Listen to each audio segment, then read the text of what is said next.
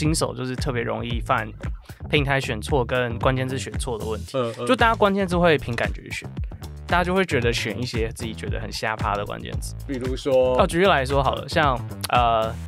分手改变自己，你们觉得这个关键字月搜寻量是多少？分手改变自己，你觉得每个月多少人会搜？50万，零啊，没有人搜，所以这个字你就觉得哦天啊，这个字好正能量，但是你真的做这个词做到第1名，没有流量，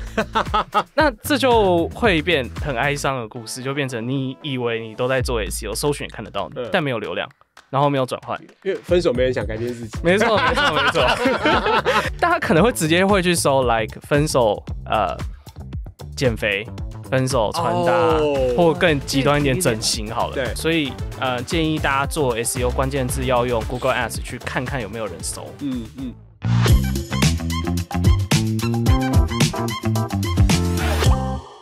大家好，欢迎回到 Side Chat， 我是 Inside 的 Jocelyn。我是 Fox。那今天Side Chat邀请到的是 SEO 的专家 Frank 邱，请Frank 跟我们打声招呼。大家好，我是 Frank， 然后我主要是做 SEO 相关的培训跟代操。Frank 值得介绍的是，他过去曾经在这个好好以及在 SAT 知识卫星上面开课，两边累积超过了这个1000万的这个，我刚刚说这个应该是个1000万等级的讲师啊，来我们这边分享。然后我觉得其实是非常优秀的，因为坦白讲我在过去几年面我不知道 Frank， 对不起，我认识 SEO 专家是比较老的，没问题。比较老的是比如说什么像小黑啊，或者是黑墨啊，然后我就因为我是老人嘛，所以前辈，所以我老人，然后我说那个谁啊，然后对，然后我还发现我也很厉害耶，居然这个课程卖的蛮好的，而且为什么我以为他们两个会有竞品关系，没有啊，就是好好也可以开 ，SAT 也可以开啊。算有几位老师都有这样的路径，就是哈号跟知识卫星都有开 ，OK， 然后所以就两边是都可以的，当然就是老师自己也要稍微切开一点点，不然两边产品也会打架。那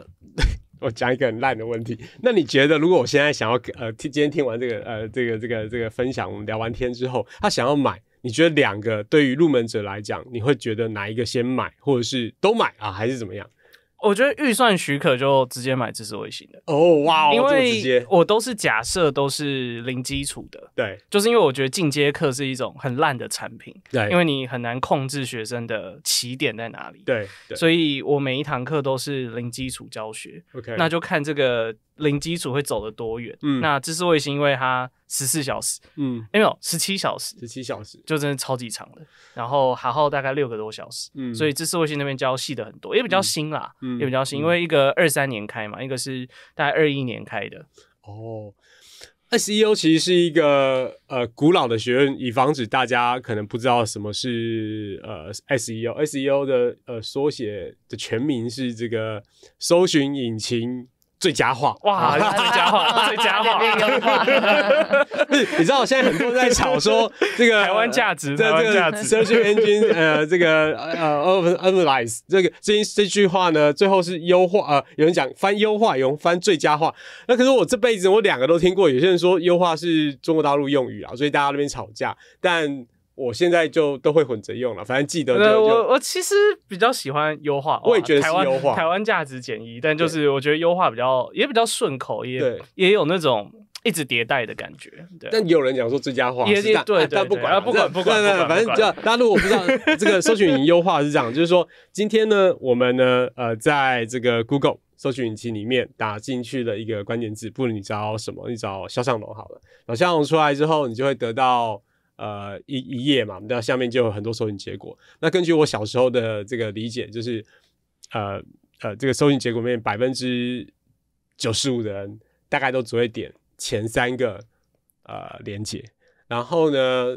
如果你今天做不到这件事情，那你就是付费变成是 Google 的客户，他就会可以帮你摆在搜寻连结的最前面2节的，这样2个是对的吗？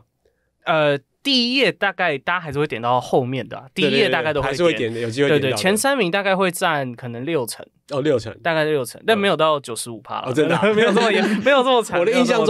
中有一个那个 heat map， 一个热力图。对，然后就是前面就反正确实后面就少很多，但是还是会有人点，还是 OK， 还是会有人点。OK， 所以所谓搜寻引擎优化，就是让你在不用付钱的状况下。在你自然的搜寻关键字的时候，在使用者搜寻关键字的时候，你会排在非常的前面。是，那这是一个自然的做法。然后对我来讲啦，就是说，其实现在关键字广告又成为另外一种做法，就是说，有些人会，以之前我看雅虎他们卖搜寻关键字广告是说，比如说你要做医美，我建议你买关键字这5个广告。但这对我讲跟原本的这种搜寻引擎的最佳化的概念好像不太一样。什么样的买5个广告？比如说，我就买隆胸啊、减脂啊什么之类的，然后我就买这个大字啊，然后它就会在前面嘛。那广告的前面吗？还是自然搜寻结果的前面？自然搜寻结果，他就买广告，但只是那个是我觉得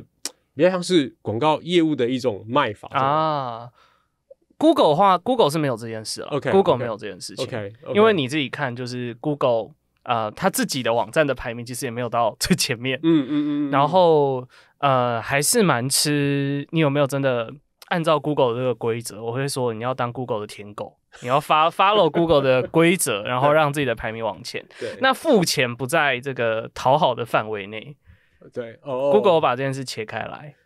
对，所以其实他们的 policy 是比较严格啦，毕竟Google 的这一个它的起家是靠这一个起来的，是。然后这其实中間有一个，大家如果我科普一下啦，这个 Google 其实是有一个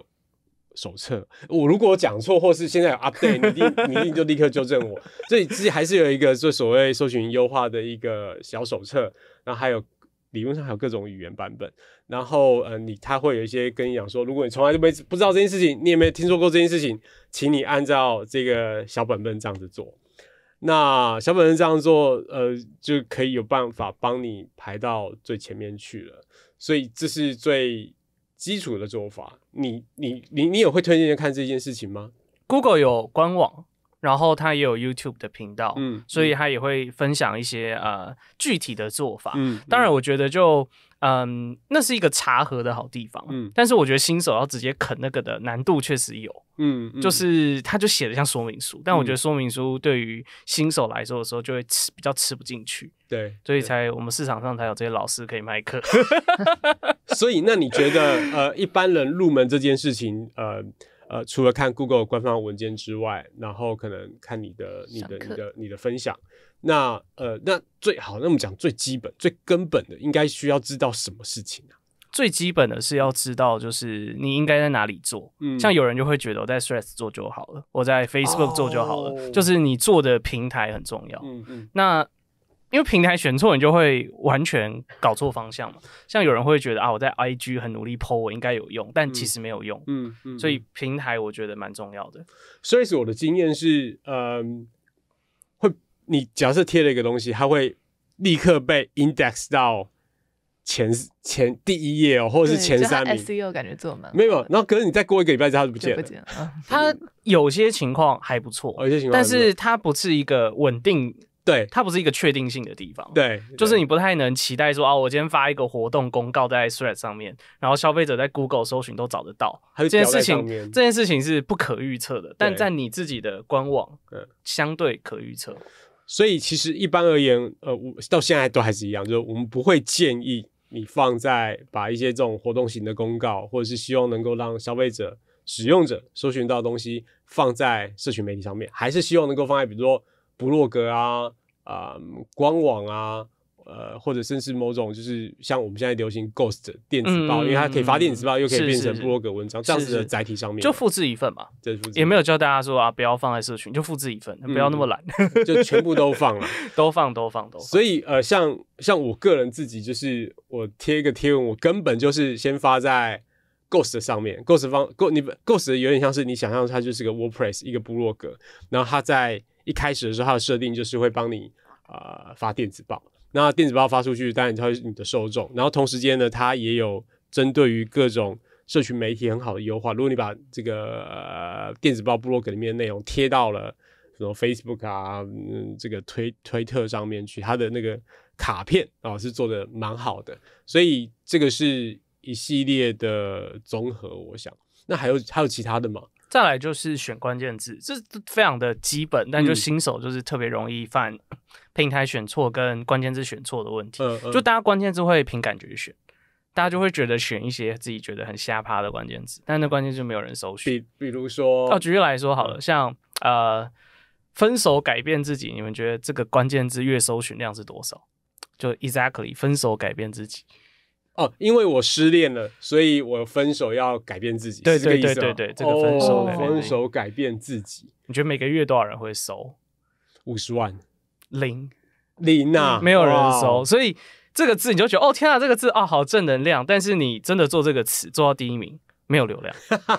那这就会变很哀伤的故事，就变成你以为你都在做 SEO， 搜寻也看得到你，但没有流量。然后没有转换，因为分手没人想改变自己，没错，自以为有人改变自己，大家可能会直接会去搜 like 分手减肥、分手穿搭，或更极端一点整形好了，对，可能大家会直接去搜整形、对减肥，但大家不会加上分手这个词。大家会搜寻什么？如何安慰分手的朋友？这个有人搜寻，因为大家要一些语料来安慰朋友，但是直接这个词就没有，所以建议大家做 SEO 关键字要用 Google Ads 去看看有没有人搜，就这点蛮重要的。我自己的经验是，如果你今天是要做一个网站或者做一个产品，本身一开始你要思考的这一个产品本身就是要容易记。但最好是能够它一开始的时候就能够搭上刚刚讲的，它是不是一个搜寻量大的关键字？大概在15年前到20年前，我觉得有个关键字我觉得很棒，然后我有抢到，叫好玩游戏。你就是你 Google 好玩游戏，其实我那时候 suppose 我认为会有很多人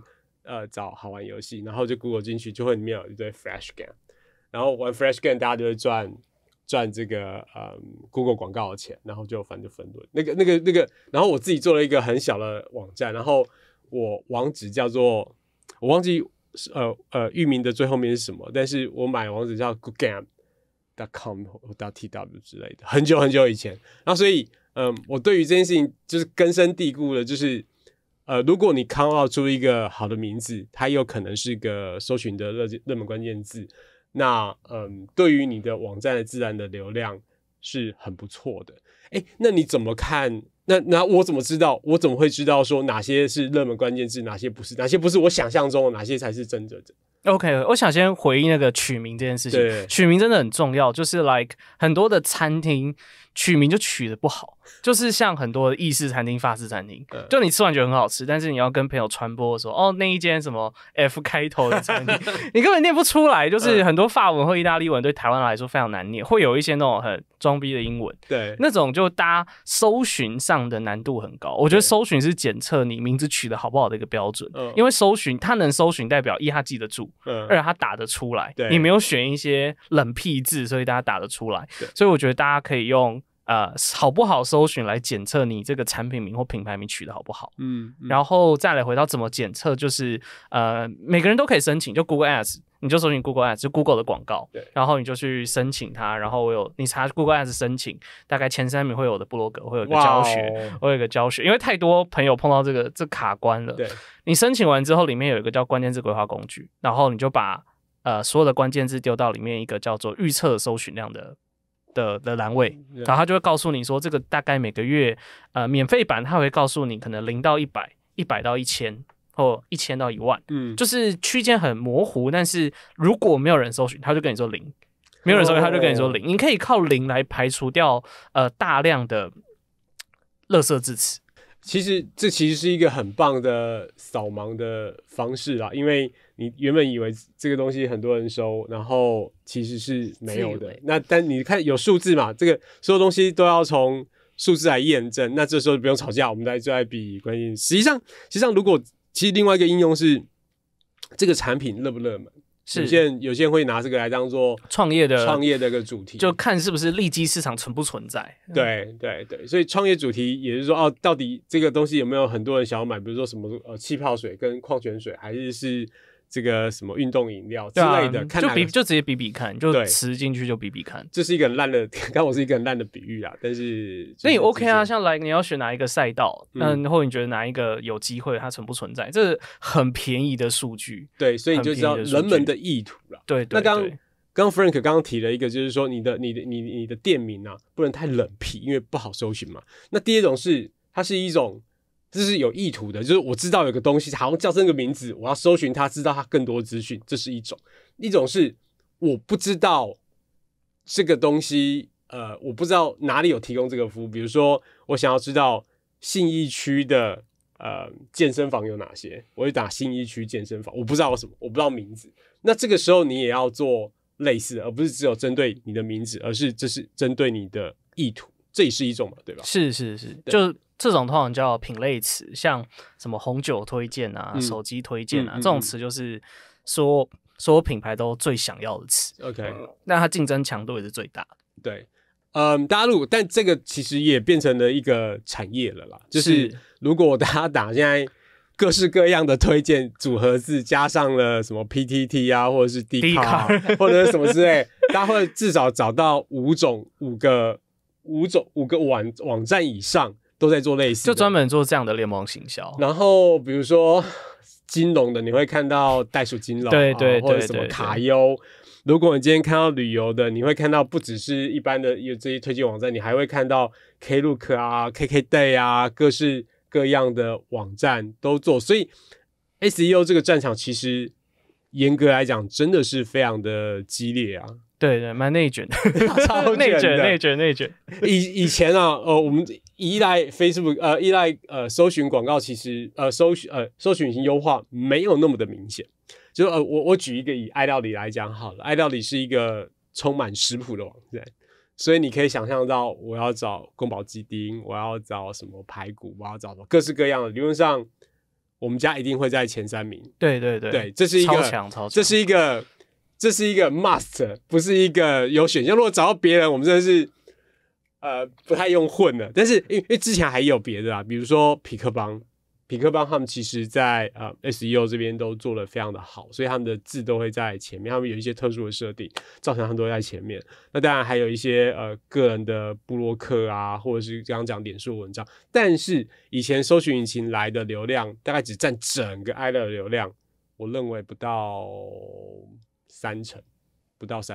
或4成，这个是应该2015年之前，最大中7成的都来自于脸书。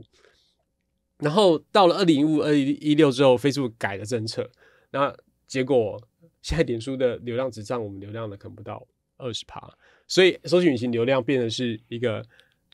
非常重要的事情。就是后来所有人都在为了因应这个脸书的变更，所以去做了 SEO。你个人之间你个人过去的职涯心得里面有遇到类似这样的事情吗？我觉得因为我大概18年左右开始做，就已经到好像脸书已经那时候本来就已经没有那么强势了。对，我觉得脸书那时候开始就已经没有那么强势了。OK， 那你之前在2018开始做，那你之前呢？你之前在做些什么事情？我之前就读大学啊，我是地震系。天哪！我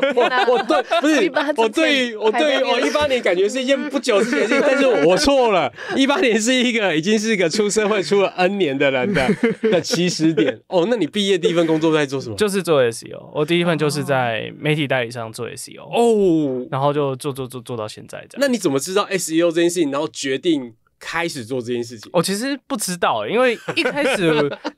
有当然行销公司有实习嘛，然后有一些写文案的能力，对，然后那时候就学姐就发 SEO 的外包给我，其实就是写文章，是，然后后来我毕业后，那个学姐就抓我进这间公司，然后就觉得反正毕业不知道干嘛，就去了，就去了，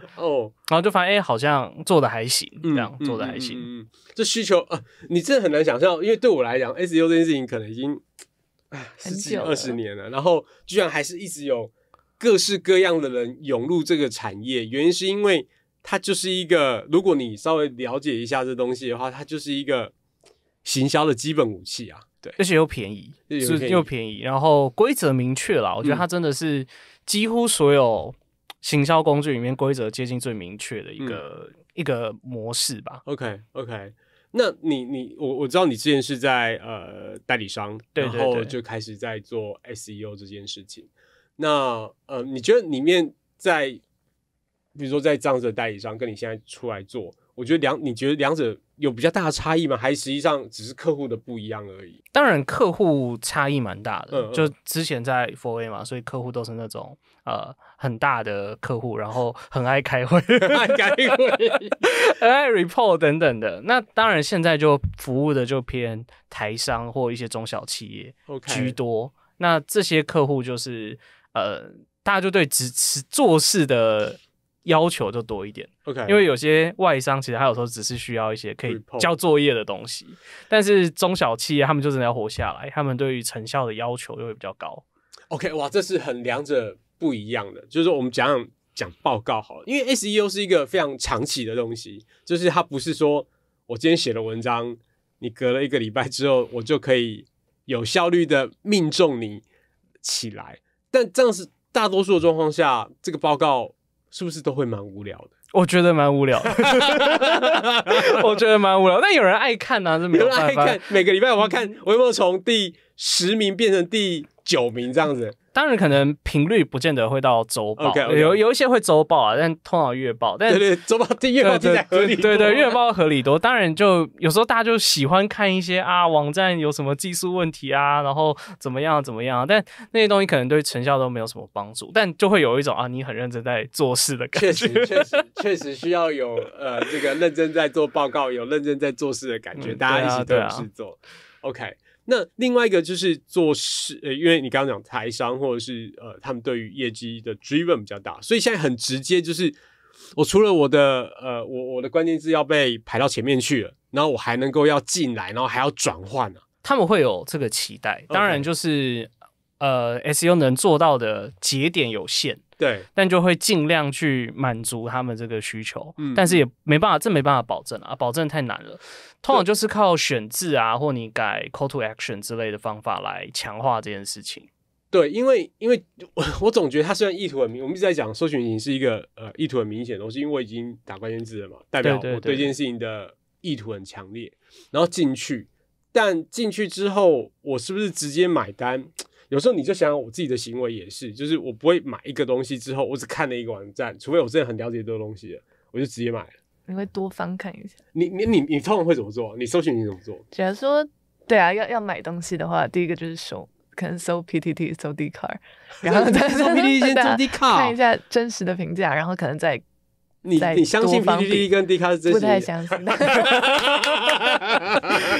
但就觉得意思搜索引擎就是一个虚伪的地方。对，然后对，所以大家都想过了嘛，大家会铺了天罗地网在 PTT 或者是部落格上。那接下来呢？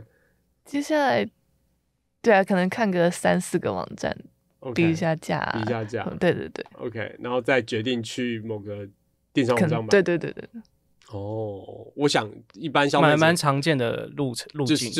就是漫遊嘛，就是對啊，就是 Google 叫混沌歷程，這是有個專有名詞。他們的有一個報告定義出，他們覺得叫混沌歷程，就是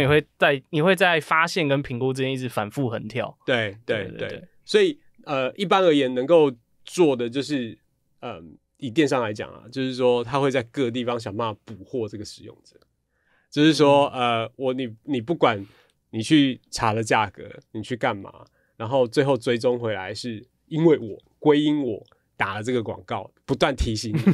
然後你回來買了。那一般認為啊，這個廣告曝光要超過3到5次才有可能會成交。所以這也是為什麼這個各位的這個不管是線上課程或者是我們的電商一直打，然後打到你煩，對，然後你煩，然後這有效了，因為你記得我了，然後這個是一個標準的過程。所以其實通常現在也不會只單做 SEO 了。對啊，不能只靠 SEO 啦，有點太辛苦了，對。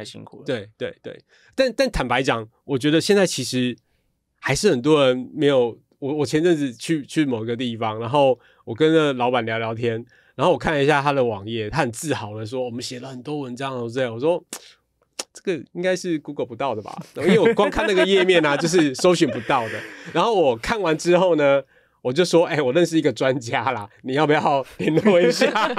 我是认真这样子做的，就是 even 到此时此刻还是很多人没办法做好这件事情我觉得我后来觉得中小企业大概好像你大概只能抓2到3个行销工具比较熟。对，我讲到极限就这样，可能他 Facebook 跟短影音熟，我有做就了不起了。对，这2个做的不错就很厉害，其实大概就活得下来。然后其他的部分的基本的程度，我觉得就有点很难苛求这样子。所以我觉得就大家就至少要熟2个吧。我觉得免费的跟付费的你各学一个，免费的跟付费的各学一个。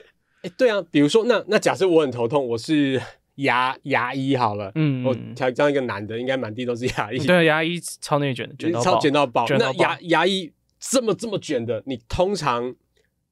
会大概怎么去想这件事情，怎么做这件事情呢？牙科要他心理准备，就因为第一页就是10个结果，这件事情就不是说你要挤掉，你要进前10名，代表你要挤掉别人。所以你就要有一个觉悟，就是你要比上面的人优秀，你要投入的比他多，就真的要有心理准备。对，所以做法都一样，但是可能他获得成效的期间周期真的会拉更长。对，会拉更长。因为牙医啊，第一个是牙医啊，整形诊所这通常是赚钱的行业，对，他们砸钱不收，客单高，然后所以他们一来是他们各种行销手段都会尝试。然后，他们也会砸广告买关键字广告，比如说前3个就是他们通常会到5个，我觉得，就上面下面都有，会买满。然后中间这个非这个付费型的呢，哇，这也是兵家，我现在没有看过那个长什么样，但是肯定是个兵家必争之地。是。那你如果要排上上面，就是祖上积德。或者是他们的 SEO 老师很努力啦，很努力 ，OK， 真的还蛮努力的。通常会建议说，可能你选一个你们家诊所最强势的一种疗程，可能 maybe 植牙或者是凤凰电波对，举例来说，你有一种你们家或玻尿酸好了， okay. 像我之前有一个朋友，他们家就是做玻尿酸的，特别强，那就建议你先把围绕玻尿酸的这个细分的子主题卷得比别人厉害啊！就别人可能玻尿酸只写3篇，你写10篇，对，然后都是有 SEO 意图的内容，这样比较容易赢。因为确实，因为其实我们刚才讲，这就是另外一个技巧了，就是说，我们今天通常不会让你搜寻引擎是直接让你找牙医找到你，而是我可能会找的是信义区的牙医，我可能是根管治疗牙医，对，或者是植牙特别便宜。为什么我知道这些所有钱我都付钱做过？就是或者是你的某种材质特别厉害的牙齿，好，你可以咬断这个金刚甲之类的，就是钻石级牙医之类的，然后有各式各样的。这叫做小字，因为刚刚牙医肯定是个最大的字，那对吧？小字，然后我们去铺了100个小字，那你可能没有100个了，我不知道。可是有机会，真的小的可能会到100，可能会到100个。对。然后你铺完之后，那你可能有机会在某些状况下，因为这有点很长尾嘛，人们可能会各式各样原因、各式各样需求，找到那个关键字，进而找到你的诊所。那有时候转换率可能蛮高的，因为它需求匹配的更精准。对，所以这个也是另外一个细招啦。因为比如说像爱料理的食谱，我很喜欢讲食谱，因为食谱是我们量最大，我们大概有几十万道食谱，所以它偏的食物的关键字大概自然而然它天然就会被铺完了。对，那就会对我们来讲是蛮好做的啦。对，爱料理的结构就真的太漂亮了，因为它就是那种真的模板化的主题。对，因为有一些没有模板化主题，就变成每一个字你都要重做一次。对，但像你们的话，就是 UGC 内容，然后加上策展都可以自然的进行。对，这种就这是太强了，太强了。这是原本这个服务的特色。你知道以前我们在看那个 Google 关键字的 Cookbook 的时候，它里面的 recipe 居然就真的是用 recipe， 就是它的建议啦，他们的那一种官方的指南的建议，然后里面就会讲我们建议他们拿来做示范的就是食谱，然后每次看久就是食谱我们该怎么做，我们就照着它的它的这个 API 或者照它的指示照科就结束了。对，所以我们其实有一阵子啊，Google 很棒的是，它有一个叫 Recipe Wall， 叫食谱墙。以前是人家一般搜寻你做文字嘛，食谱墙是就好像你现在打意思一样，它上面会有一张卡片，在你搜寻知识图谱，那时候就是大概这个可能有10年前，然后你就有一张卡片，然后有食谱的照片跟食谱的名称跟可能要烹饪的时间，点进去就是爱聊。有一阵子呢，那上面不管是雅虎的或者是微软的或者是 Google 的，都是我们的，只有我们做。太强了，真的没有。我觉得这是红利，这是另外一种红利，就是说你要以前熟读文件的人没这么多啊。我真的觉得这是卷的年代不一样。那所以一样嘛，就是说你们也会常常看很多 Google 的更新，对，也会看它的文件啊这种。对，那他们平均大概多久会更新一次啊？演算法更新是一直更新，但像是你说这种有新的结构化资料可以用的频率倒没有真的那么频繁，这个倒没有那么频繁。可是我们常会看新闻嘛，就是我们会看到说，这一季呢，这个 Google 又什么企鹅演算法啊，什么演算法，那这个怎么回事？最近它现在都叫核心演算法，这名字都很无聊，都叫什么3月核心演算法、11月核心演算法。我们以前记得是有以前有名称，但最近几年都是叫核心演算法，然后加月份，所以就很无聊，什么3月、7月，然后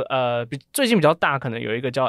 HCU， 就 Helpful Content， 就是内容要比较有用啊、权威度啊等等的，就最近比较有记忆点的是这个，不然最近都是什么月份的，就很无聊。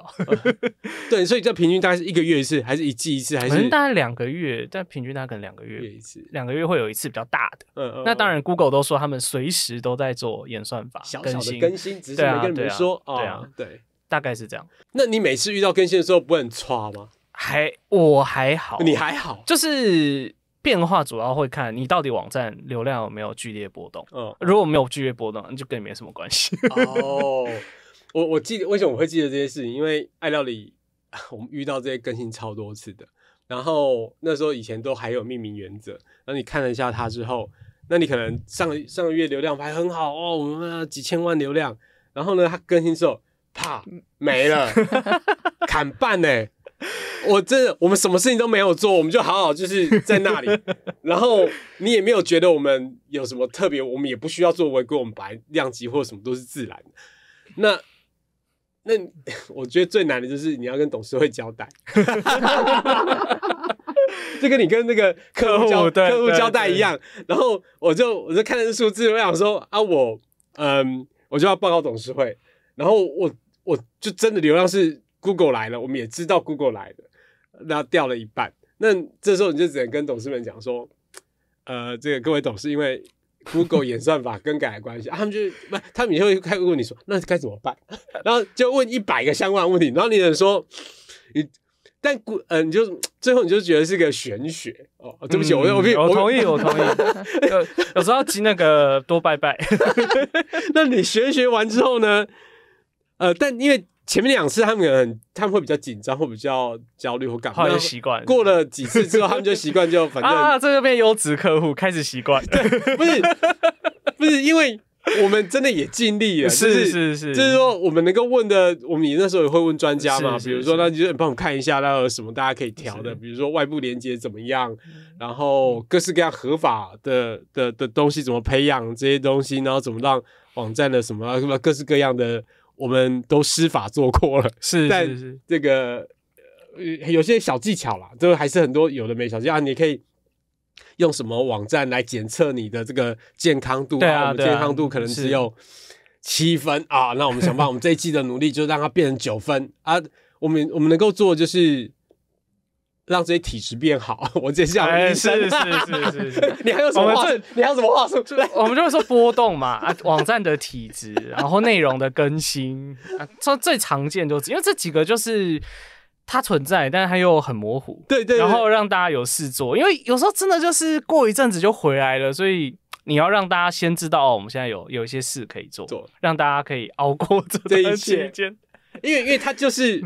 因为 Google 真也就只有一个 guideline， 他说这样子可以会有助于帮助。那这样子不行啊，所以这个大家不要这样做。但确切有什么他也不会跟你讲，就是他们是一个也是玄学。蛮黑盒，还是蛮黑盒子的。但基本到今天都还是嘛，他没有办法。当然，他有公告一些，也都是原则性的。对。但是确实，因为你今天规则讲得太清楚，大家就会把规则玩坏。对，所以它一直是一种博弈关系，对，一种博弈关系。我觉得做这件事情其实非常的辛苦啦，原因是因为 Google 面对不只是正常人，他们要面对。我们有所谓黑帽跟白帽嘛，而且我们都是搞破坏，对 Google 来说都是对，都是搞破坏的。某种程度上，我们就是要想办法针对 Google 的规则，对啊，做最大的优化。没错，那你要优化它的时候，你就有些人当然是比较轻微的破坏者，有些人就是重度的破坏。很黑狗。我那天看你分享一个，就是这样什么年代了，居然还有人在这个文字反白。你知道，我们解释一下这件事情，就是一个页面。这原本是个白色的底，然后呢，它最 footer 就是页尾的时候，它会有一个区域，然后它因为这个是白色的底，它就放白色的字，白色的文字，然后里面是连结嘛？没有，是关键字，是关键字，因为他觉得大家就会觉得多放点关键字有帮助，而且他也不是放在 footer， 它是放在那个页面的中间，所以我就觉得为什么要这样？他那天在抱怨就说：“哇靠，这个年代还有人在这以前很常见的，就是你把那个复制。”游标这样旋把它复制嘛，就看到一片在这边。对啊，哇，这个有够，但是没有用了，请大家不要学，这是没有用，这没有用。这有些就是玄学之后，大家都会尽力的做这件事情。假设我们回归讲那个 Google， 它最早找这件事情，搜寻引擎原理。搜寻引擎原理呢，如果大家不知道就可以略过，不知道就可以当做新知来听听。就是以前的为什么的网站会排在前面？原因是因为它那个逻辑是论文，你被 reference 越高的论文，代表你这个论文越重要，对吧？对，然后论文最高，那所以这个论文重要性高，所以你就会在前面。所以我们刚刚讲连结很重要，因为很多人连到你的网站去，那代表你的网站势必很重要，要排在前面。是。那因为这个规则太明确了，是，还是存在。其实反向连结还是一个蛮重要的权重。OK， 还是一个蛮重要的权重。那你观察就是说这件事情还存在，所以大家还是会想办法去 hack 这件事情嘛？还是会啊，所以之前有一家，他的做法是他会镜像 PTT 的内容。就 PTT 很多文字内容嘛，对，然后在镜像的内容里面去买反向连结。就等于是我去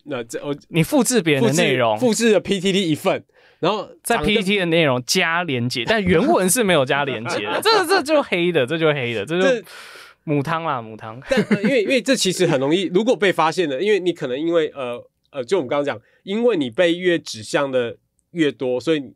一般而言 ，Google 可能会觉得你很重要。对。那但是 Google 因为它也是有一堆机器人在反侦测这些事情的，所以它只要侦测到有问题的，你会种植这样一串被抓出来，然后抓出来你就爆了。对。然后你的排名就会瞬间就不见了，所以这是一个蛮常见的问题。所以不要这么单纯，就是不要这么单纯，这是一个原理，你知道，全世界人都知道，而且已经知道了。超过20年，是。有一些比较聪明的做法，举例来说，像可能你做了一份很棒的资讯图表，对，那大家就会自然而然的引用你的资料，对，这就是好的做法，对。像我自己的话，因为我写过一篇 Google Trends 的文章，然后我教大家怎么把中文关键字分词，对，那对于很多人来说就觉得已经有人写过这篇文章了，他教学就直接引用我的文章，对，所以我那一篇的反向连结就很多。所以这是一个健康的做法嘛，也是 Google 官方鼓励的方式，源于你提供的对于人们有利的内容。那最主要是你的东西有用。那这个延伸到另外一个问题，就是现在最爱吵的一件事情，就是 AI。对。所以以你现在的观察来讲 ，Google 官方对于 AI 生成的内容真的会给惩罚吗？官方说不会。官方说不会。官方就说他不太在意是人写的还是 AI 写的，确实，他在意的是品质好不好。确实，那确实我自己网站上也有，尤其是今年写的一些内容，很多有高比例都是有用 AI 辅助的，排名状况还是很好。但是我目前观察到那种太偷懒的，就来今天要什么关键字啊？假设像牙科推荐好，你就对 ChatGPT 说，请你给我一篇会在 Google 上排名很高的牙科推荐的文章，就要直接写出来。这种文章大概就不行，这种太偷懒的内容，它强度不够，然后它的编辑程度太少，这种就不行。因为其实你可以想象得到，就是说 SEO 其实本身是一个很卷的行业。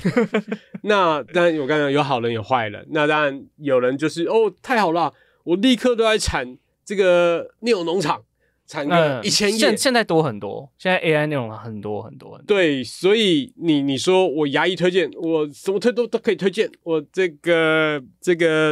汽车可以推荐嘛？轮胎能推荐，奶茶能推荐。那我1个月内可以生成这个我一般而言会有一些规范啊，比如说我一篇文章里面呢提到某个关键字的浓度有多少，对对对，然后这你可以分享一下，有些这种常见我们一看就知道是针对这些事情来做优化的。SEO 内容其实有做 SEO 内容，它标题一定有目标关键字，它第一段有目标关键字，很容易辨识得出来。对，然后很容易，有些人甚至当然现在比较少人会在 Meta Keyword 放关键字一看就好有做。对，但 Meta Keyword 没什么用了。然后 AI 的话，我就之前看过一个，就也是那种卖 AI 自动化服务的，他就说建议你一天要300篇文章，然后就是大量产。但是在过去大概1年半前左右，这样的网站确实曾经有一度流量还不错，但是在今年跟这一年多，流量都雪崩的很惨，就是它还是被辨认出来说它的品质不够好。对，各位，就是 Gemini Google 现在有个 Gemini 其实还蛮好用的，而且蛮聪明的。我怀疑根本躲不过 Gemini 的侦测，因为他们的 AI 变强了。你如果说之前 Google 的 Gemini 或 AI 不够强，打不过 ChatGPT 或 Cloud， 我觉得还说得过去。但因为现在 Gemini 本身是够强的，那他们自己公司一定用这个来当做基底来做扫描或巡逻的工具。一定 Google 还是很聪明了，还是世界上最聪明的公司之一。对，所以你说你要这样子玩它，我觉得可能玩不过去。所以好，大家不要再相信没有根据的说法了。AI 是搜寻引擎里面呢，它不会因为你是纯粹 AI 的文章而惩罚你，而是你的意图跟你的有用程度才是这件事情最大的关键。对。不过之前有发生过一个很有趣的状况，是一个网站它内容都是原创的，可是它把网站的内容用 AI 翻译成另一个语言后，就它全站的流量都掉了。God， 我之前要这样做，你知道吗？对，然后但就是我之前要翻爱到底，这听起来很合理，对吧？很合理，然后理论上也是原创的，可是这样就莫名的违反了不知道哪一条的 policy。OK， 所以大家对 Google 的说法还是用测试的，还是用测的，小规模测试。其实我们做过这件事情，我那个我 ChatGPT 出来的第2个月，我就开始干这件事情了。但因为流量没有起来，所以我们暂时间终止这件事情。但我接下来应该还是会看状况。我觉得理论上还是蛮合理的啦，还是应该可以试试看，但不确定怎么做比较细致，能让 Google 不会觉得这件事有问题。对，因为你本来的意图就是希望能够让你的很好的食谱让全世界看到，或是比如说日本人或是就像知道卤肉饭那个影片加字幕嘛，就是影片加字幕的概念嘛。对啊，你的台湾卤肉饭就他妈这样子做啊，它也不是没有用，它也是真实的。那对啊。那我完全所以那时候我觉得我做的时候，我个人觉得超合理的。然后我就想说这样子也不行啊，那到底就是他们可能还是需要一些 debate 啦。是，搞不好后来流量就会回来了。所以就还是可以之后再测试，因为过去不行，不代表未来不可以。那你看台湾现在对台湾官方或者说对于 Google 对于繁体中文来讲，他们是不是比以前更严格或更上心了一点点？因为我以前觉得，以前搜寻引擎最前面，你记不记得有一个叫 KK News 就是这种搜寻内容农场，我记得存在的可能有蛮多年，但好多年，这3年大概这3-4年流量已经掉很多。对，我现在已经找不到他们了。就是说我的意思是说，他们似乎对繁体中文的或中文的内容也有比较认真一点点了。我觉得，当然，我觉得可能跟 AI 的演进有关系嘛，因为我觉得可能发展到一定程度后，语言的墙本来就比较容易被跨越过去。对，然后，但是我确实也能感觉到它对于繁体市场、中文市场的在意度有变高。因为像这2年 Google 都有在台湾办那个 SEO 大会，SEO 大会是官方办的。OK， 然后但是好像也是因为里面有几位人就是很希望在台湾办，就很感谢他们。所以我觉得重视度确实有变高。因为那时候最常我们在骂就是Google 台湾这么多人讲繁体中文，然后你们自己也 Google， 然后也可以看得到这东西，你们自己这么多人，没有人觉得这是个问题吗？我每次都觉得 Google 台湾是一个不可思议的存在。台湾有这我骂就好，台湾有几千人YouTube 的这个繁体字修不好，你们这几千人到底是？然后一样嘛，这个 SEO 你允许 SEO 的内容农场的第1名，允许他我不知道他赚了几千万几亿，你有 Google AdSense 支持他，然后你又让他排到第1，你们之前到底是好没事了。但基本版现在很好用了。对啊，但 Google 不是完美的啦。对，我觉得 Google 确实不是完美的。对，但你对他们总是会比较高一点的期待。对，就是说这么明显是，如果今天是很细的东西，也就算了。我觉得这影响都蛮剧烈，因为你的虽然那个内容农场没有影响到爱料理啊，因为它完全没有食谱，因为它都完全都是领域错开，它完全是抄中国的东西，然后丢出来，的确在版权上面有点灰色啦。但是你就觉得那就是这么一回事嘛，那你不做，我觉得这实在是蛮奇怪的。是，那另外一个是 AI 啊，好，那以 AI 来讲，我们现在搜寻有很多种方式，一种是在 Google 上搜寻，一种是很商业搜寻，在国外他们的 SEO 其实有一部分在讲亚马逊上面，对，因为有很大量的搜寻行为是在购物网站上面发生，购物网内部的内部，他不做这件事情，他不台湾虾皮嘛，台湾你有涉猎这一块吗？没有到很深，没有到很深。那个你理解上跟 Google 应该原理完全就不一样。大方向就是，当然搜寻引擎的核心的需求没有变，但是他要的条件却不一样。OK， 那很常见就真的要业绩啦，业绩跟销售啊、评价啊，还有那一些东西。OK， 那他是不是有他们的？我真的不熟悉这件事情，就是他有他的搜寻引擎那个叫什么工具吗？就是说我看得到哪个字是乐字之类的。这我不确定耶，但我觉得 Amazon 应该有。我记得 Amazon 有，应该 Amazon 但虾皮我好像有看过这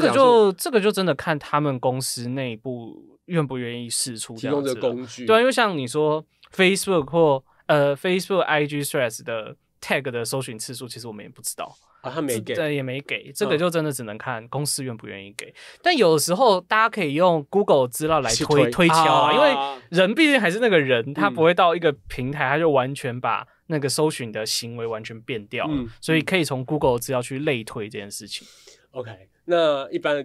电商跟一般搜寻，还有一个是我们现在大家最常讲就是 AI， 有很多行为，原本搜寻的行为我们要问问题嘛，我们要查东西，就这个行为慢慢的可能在接下来这个典范移转慢慢被移转掉，不管你用是Perplexity 或者是用其他什么 ChatGPT 啊，各式各样的。那你感觉上这个转换速度也很快吗？我觉得 ChatGPT 现在使用量好像到4 billion 每月吧，然后 Google 好像是80 billion 左右，所以我觉得还是成长蛮快。ChatGPT 现在流量好像已经是全世界第8高的网站了，确实很高。当然，这里面有多少人用搜寻的，我觉得这个比例不知道。确实，对，我觉得确实有越来越多人在用，但是，我觉得费用还是一个坎吧。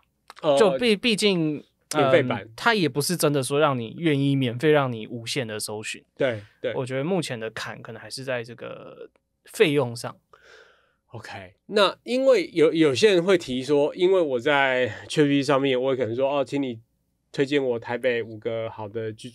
的旅馆，还是有人会这样干啊？还是会有，那他会得出一个结果。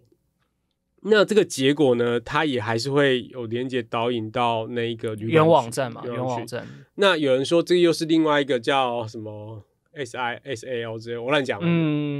那你怎么看？是不是有这件事情发生了？它已经发生了嘛？就是现在大家看自己的网站可能都有来自 ChatGPT 的 reference，如果你的排名还不错的话，所以这件事已经发生了。那当然 SEO 圈一直在争论，或大家一直在讨论 SEO 会不会挂掉的点，就在于说这个流量到底够不够网站存活。就是以后你盖一个网站，然后让它高排名，让它被引用，这件事情到底以后的价值还有没有那么高？这件事大家不确定，然后，但是要让自己的但发生了就发生了嘛，所以我觉得能出现在上面还是比没出现在上面好，对啊，就总不会没出现比较好嘛，所以你还是有些方法可以让自己的网站出现在上面。那老实说，你还是排名要好，对，排名还是要好，没有办法，还没有变。理论上指的是排名要好，指的是在 Google 的排名还是要好。你 Google 因为举例来说，这些 AI 搜索引擎它也是要爬吧？对。那很多时候它也是爬Bing或爬 Google， 那你觉得它为什么要从第7页开始爬？它一定从第1页开始爬嘛？对他来讲比较合理，对，它比较合理嘛。而且理论上第1页已经是被 Google 筛过一些最高相关度的内容，确实。所以老实说，你高排名的内容还是很吃香。所以在OpenAI 还没真的做搜寻引擎之前，他们还是得先偷爬 Google 的。他应该是爬Bing吧？我觉得他应该是爬Bing的。对，但Bing的结果跟 Google 也没有真的差这么多。但是你觉得如果反正无论如何，这些人都还是会做搜寻引擎，所以 SEO 显然还是一个搜寻的行为必然还是会存在，因为资讯过量嘛，资讯过量大家就要筛选，筛选就要排序，排序就有 SEO 的事情。对，因为这个是坦白讲，现在这还是一个争论型的事情啊，就是说他们有些人可能会认为 SEO 这个产业可能会大萧条啊，往下掉，但以长期来看，比如说我们以10年或20年这种纬度看的时候，确实它会，对吧？这个不可否认的，就是它肯定会，就好像不会跟现在一样，不会跟现在拿流量的方法对一样，不会跟现在因为 ACI 显然大家现在很多人问事情，像我自己现在问事情会两边都问啊，就是说比如说我现在拿到一颗药，我就会先问Grok 那个马斯克那一个，我就问他说，因为他们对这件事情我觉得他比较怂，然后我先问完这边一遍之后，我会再去 double confirm 看一眼，然后我才会相信这件事，所以短时间内我觉得还是这样，可以长时间来看的确会，假设它的准确率越来越好，幻觉变低了，那可能就会影响。那再来是我们另外一个比喻是广播电视 YouTube， 有些电视往下，但是它还是有几百万是啊对，它这还是蛮惊人的，就是你说它虽然在减线，但是你说串流平台整个拉上来，那你有些电视没有嘛，它还是几百万，那这个还是一个蛮大的数字。然后如果你今天讲说广播就不见了吗？也没有啊，我还是会听广播啊。然后甚至巴菲特投资了一个美国的广播联播网，所以我觉得所有东西都只是一个以不同的百分比在存在。SEO 这件事情不会不见，而且大家就得继续去看着。是，我觉得还有一点点不太一样，是因为现在大家做 SEO 其实是它在铺底层，因为AI 的很多语料可能也是从这些网站来的啊，对，尤其像我觉得 O3 就是 ChatGPT 的 O3 嘛，就是以前 O1 它没有搜寻功能，但 O3 现在好像都 default 会搜寻嘛，它都会去搜很多的资料，那很多的网页资料，所以我觉得可能减少幻觉的这个来源，很多时候还是会从这些网页来，所以你的网页想办法出现在 AI 资料库里面也很重要，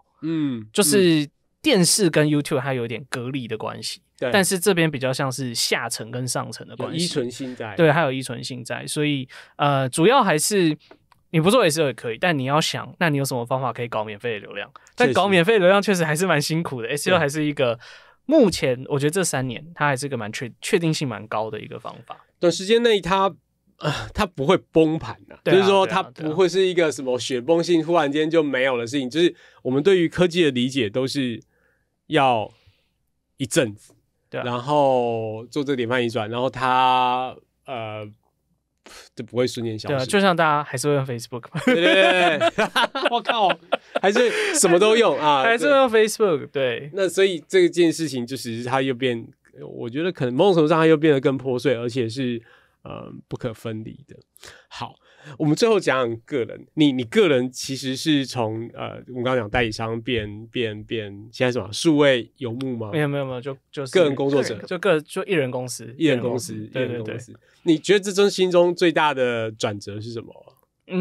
当然就是稳定性有影响嘛。就以前公司会发薪水，然后老实说有没有新的客户，其实也不会怎么样。对，公司可能你说你有压力也会被骂怎样，但理论上公司还是要发你薪水。对，然后这个确定性不见了。然后但相对当然就时间自由跟你可以自己决定要接哪一些客户。我觉得这对我来说差异比较大，因为以前在公司有些客户就真的你有压力一定要接，就是所有人都希望你要接，但是觉得这客户没什么好做的。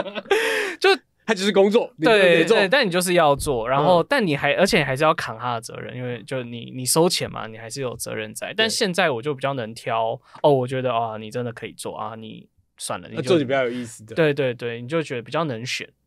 我觉得客户上差异比较大是这个，然后当然还有以前在大公司嘛，然后大公司的那个很多确实能感觉到公司的后勤真的是蛮强大的，像你有会计你有法务我觉得法务，然后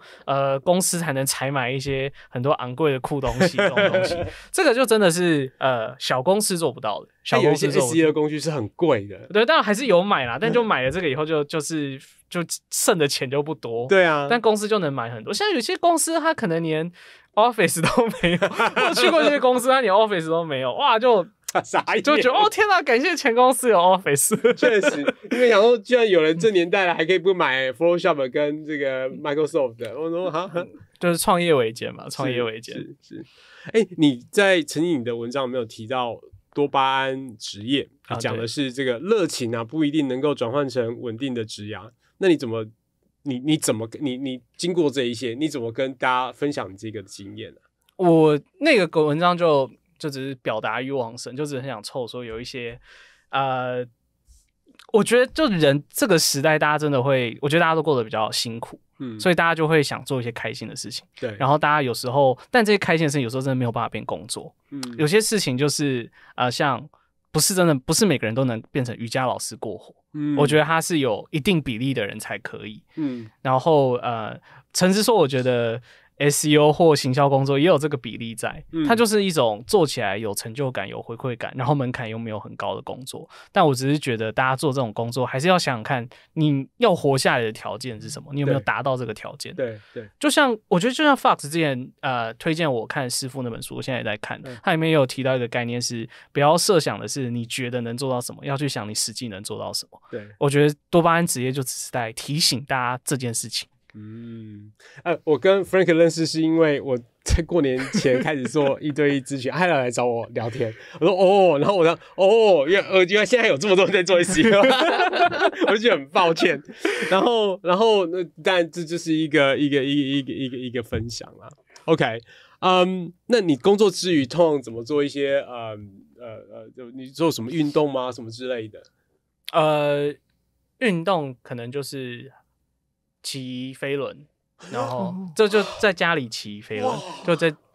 偶尔看书，搭配看书这样。因为就骑飞轮无聊，所以我就会配电子。对，我可以理解，我以前我也会这样。对，那你最近看什么书？有推荐的吗？我最近要看师傅，自己打到自己。你分享一下，我当然知道这本书在讲，你可以分享一下这本书大概在讲什么吗？我还没看完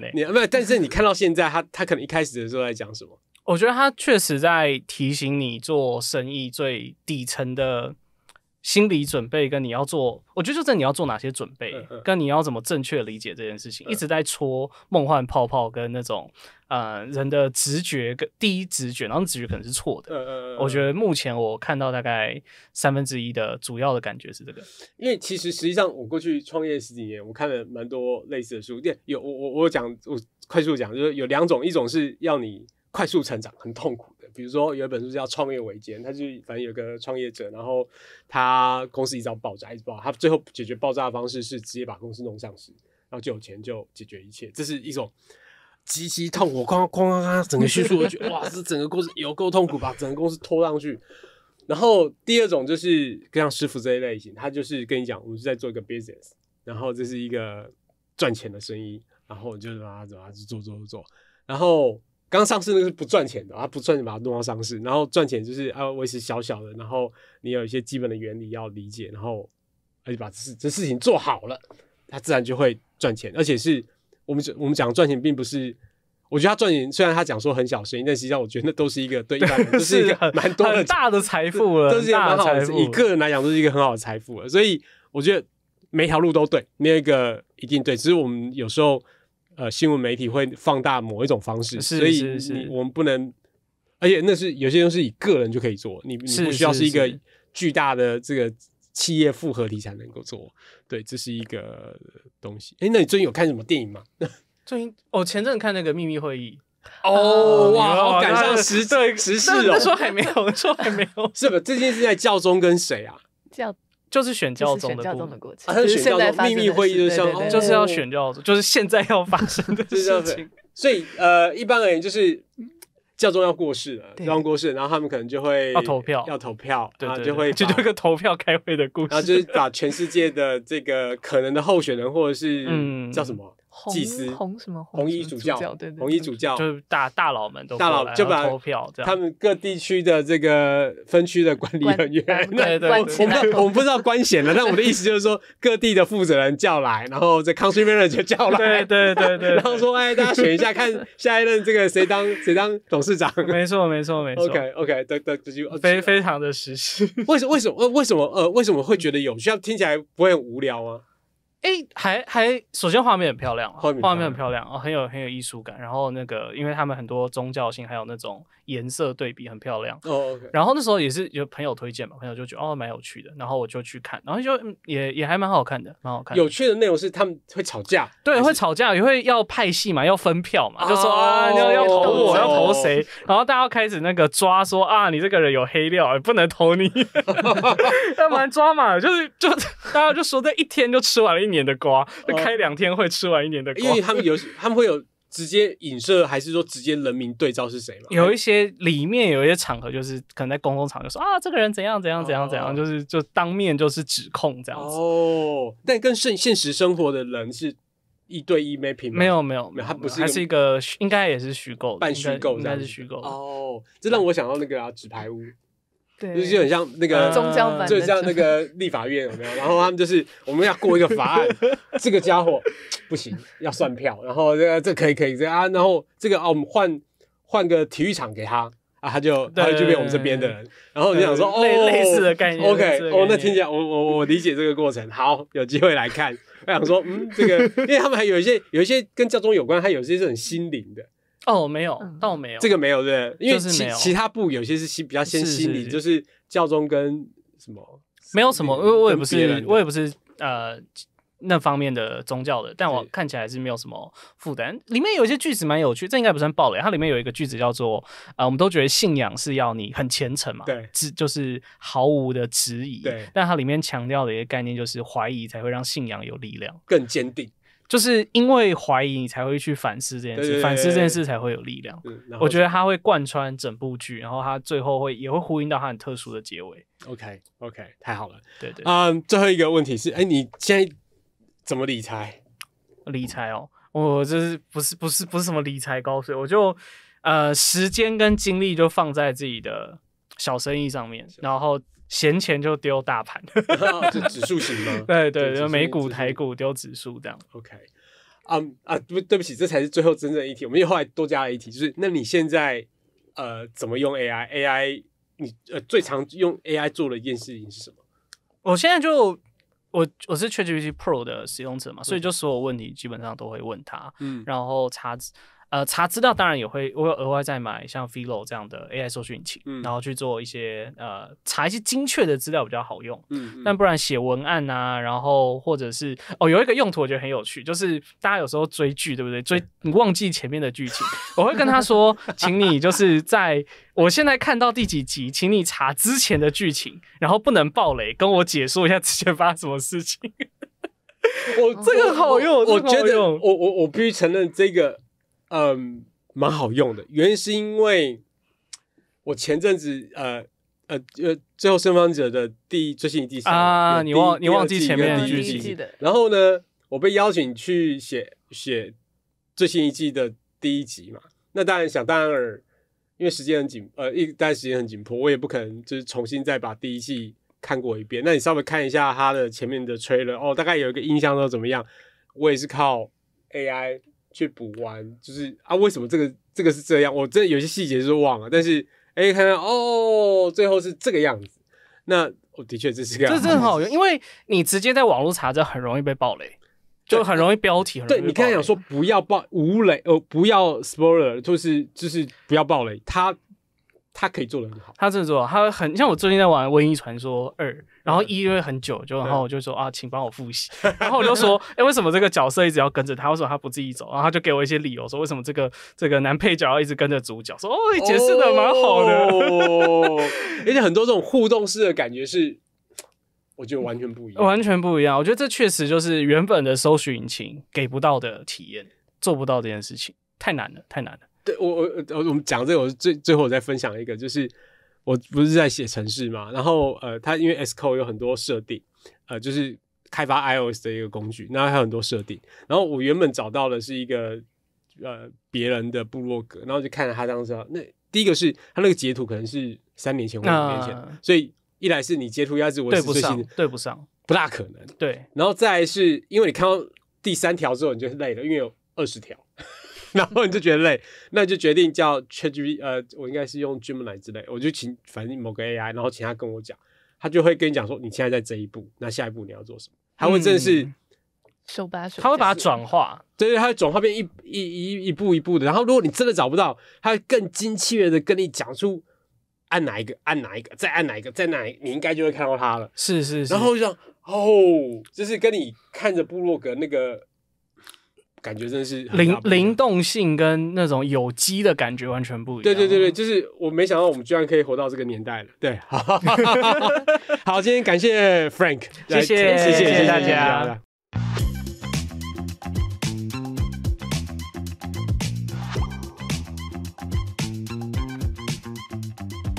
喜欢本周我们分享的内容吗？请到 Facebook、Instagram、YouTube 来留言，告诉我们你的想法，我们都会看哦。